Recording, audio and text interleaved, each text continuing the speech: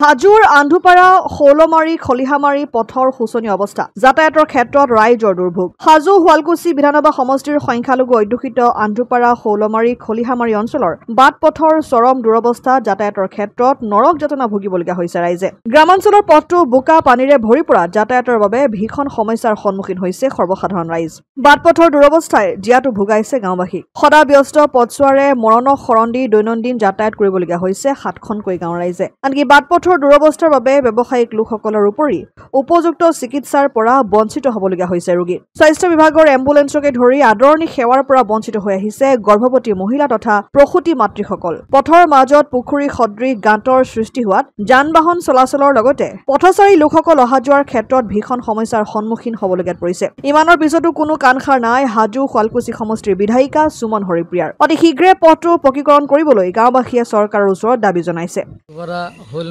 খৈলামাৰী যাওয়া ৰাস্তাটো এনেকুৱা তাৰমানে হৈছে তাৰমানে ব্যৱস্থাৰ যাওয়া ব্যৱস্থা নাই আৰু এনে গৈছে তাৰমানে একদম ফিচাৰৰ দৰে হৈ গৈছে আৰু আপোনাৰ যেটো ৰাস্তাটো তাৰমানে কোনো এমএলএ বা কোনো হেৰি আমাৰ এই কাউন্সিলৰ বা সভাপতি গাঁৱৰ পঞ্চায়ত সভাপতি কোনো ব্যৱস্থা পাতি কোনোদিন লোৱা নাই আৰু তাৰমানে আমাৰ এনেকুৱা হৈ গৈছে তাৰমানে আৰু কষ্ট সীমা নাই তাৰমানে এনে গৈছে তাৰমানে ৰাস্তাতে মানুহে এনেকুৱা তাৰমানে যে এটা এম্বুলেন্স আহিব লাগে তাৰমানে গৰ্ভৱতী মানুহ যদি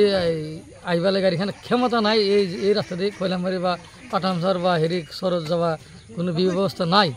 কিমানখান গাঁৱৰ মানুহ পিনে অহা যোৱা কৰে এইটো মোটামুটি আপোনাৰ যেনে 7-8খান গাঁও তাৰমানে মানুহ অহা যোৱা কৰে তাৰমানে একদম চৰত বা তাৰমানে পাত্তামাৰী চিলামাৰী এলাকা পাঠামচাৰ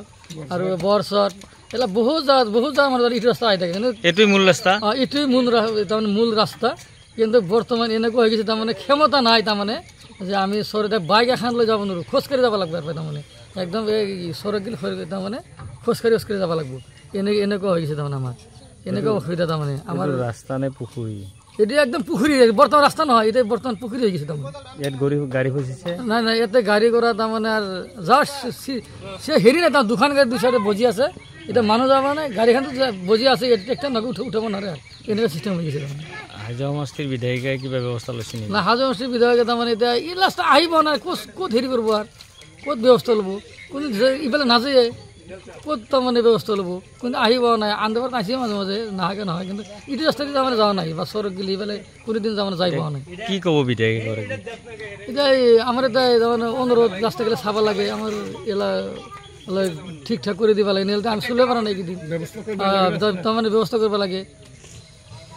হ'ব লাগে কি কম ভোকৰ বিষাই আমাৰ এইটো ৰাস্তা দি ইমান মানুহ চলে চৰৰ মানুহ পাঠানচোৱাৰ পাত্তামাৰী বৰচৰ খৈলামাৰী এতিয়া আমি গৰু গাই লৈ যাব নোৱাৰোঁ মানে মুখা পিন্ধি যাব লাগে এতিয়া কোনো মেম্বাৰে বা কোনো কাউন্সিলাৰ কোনো বিধায়কে এইটো ৰাস্তাৰ খবৰ লোৱা নাই এতিয়া আমাৰ ইয়াত ভোকৰ সীমা নাই এতিয়া আমাৰ অনুৰোধ তাড়াতাড়ি ৰাস্তাটোৰ ব্যৱস্থা ল'ব লাগে এইটো কোন কি ৰাস্তা হয় এইটো আন্ধুপাৰা আৰু শৈলমাৰী ক'ত যায় আন্ধুপাৰা পৰা শৈলমাৰী খৈলামাৰী চোৱাৰ পাঠানচোৱাৰ বৰচোৱাৰ পাত্তামাৰী এনেকৈ যায় এতিয়া যাতায়াতৰ কাৰণে অসুবিধা হৈছে বিৰাট অসুবিধা গাড়ী ফাঁচি আছে দুখন গাড়ী দুফালে ফাঁচি আছে কিমান দ হ'ব ৰাস্তাটো দোৱা এতিয়া 3 ফুটমান আছে দোৱা পানী চৰকাৰক কি ক'ব আপুনি এতিয়া আমাৰ চৰকাৰৰ ফালে অনুৰোধ ৰাস্তাটোৰ ব্যৱস্থা তাড়াতাড়ি অতি সোনকালে ল'ব লাগে হাজোৰ পৰা কমলাকান্ত দাসৰ ৰিপৰ্ট অসম আদিত্য।